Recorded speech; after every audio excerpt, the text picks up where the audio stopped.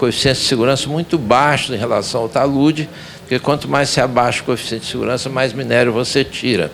Então, você vai testando os limites da impunidade lá. Então, aí tem esses instrumentos todos ajudam muito nos critérios de decisão. Bom, nosso tempo acabou. Eu queria agradecer a todo mundo por ter participado. Eu fiquei surpreendida, assim, gostaria de deixar esse depoimento, com a vitalidade do debate, do questionamento e do comprometimento dos engenheiros como uma categoria profissional, a preocupação social, a preocupação técnica, a preocupação ambiental e a responsabilidade, né, que eu senti aqui que toda a categoria se sente responsável por preservar o social, o ambiental e a questão técnica.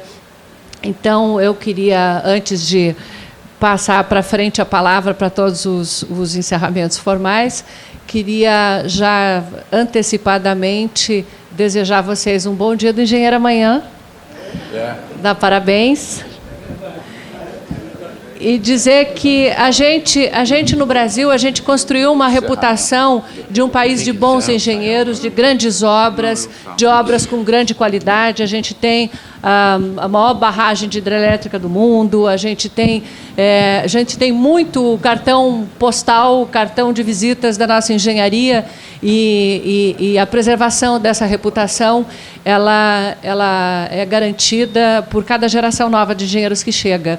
E, então, boa sorte para todas as gerações de engenheiros que transmitem conhecimento e os que estão chegando e recebendo conhecimento novo. Obrigada e devolvo a palavra.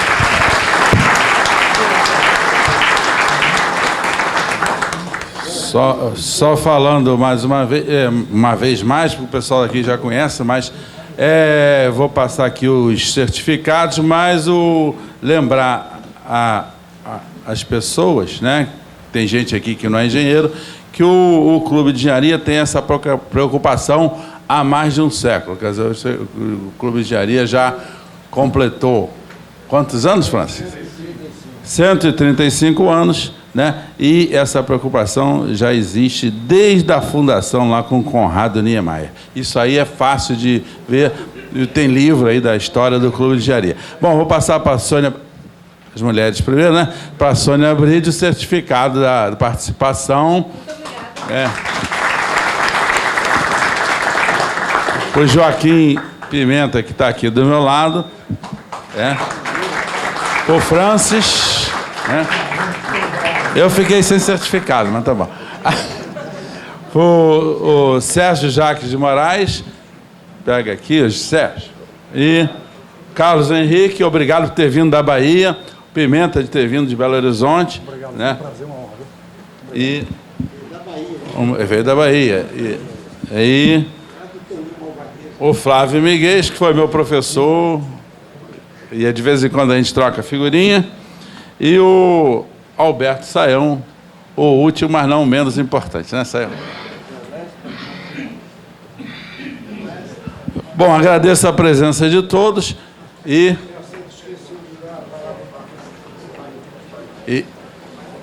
cadê o presidente?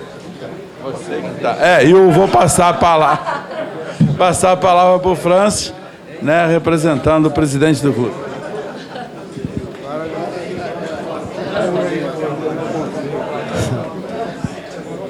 Agora é que tem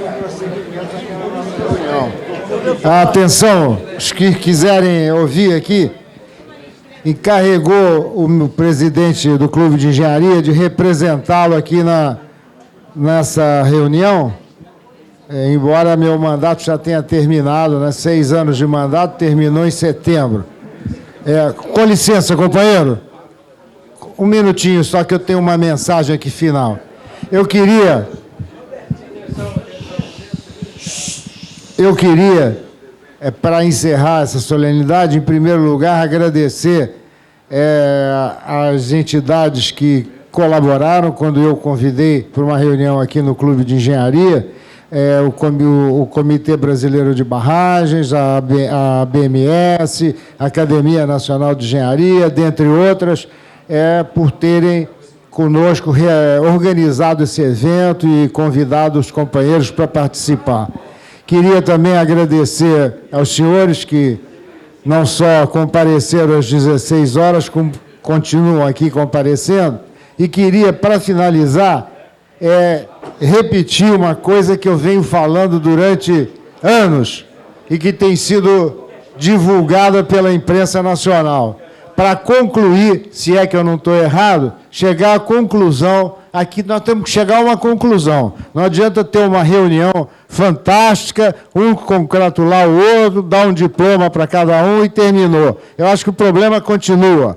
Então, eu vou repetir, bater na mesma tecla que eu venho batendo, que foi, de certa maneira, acolhida pelo jornal O Globo. Eu mandei essas conclusões numa sexta-feira de tarde, na quinta-feira eles publicaram. Eu vou fazer uma síntese para dar a minha sugestão de prosseguimento. Não adianta terminar a reunião, um abraçando o outro, tomando um chopp ali na esquina, senão vai tudo continuar. Eu diria o seguinte: a despeito da aprovação da Lei 12.334, de 20 de setembro de 2010, que estabelece a Política Nacional de Segurança de Barragens, destinada à acumulação de água para quaisquer usos e a disposição final ou temporária de resíduos industriais, nós continuamos assistindo de camarote os fenômenos de ruptura de barragens, sem que nenhuma obrigação tenha sido cumprida.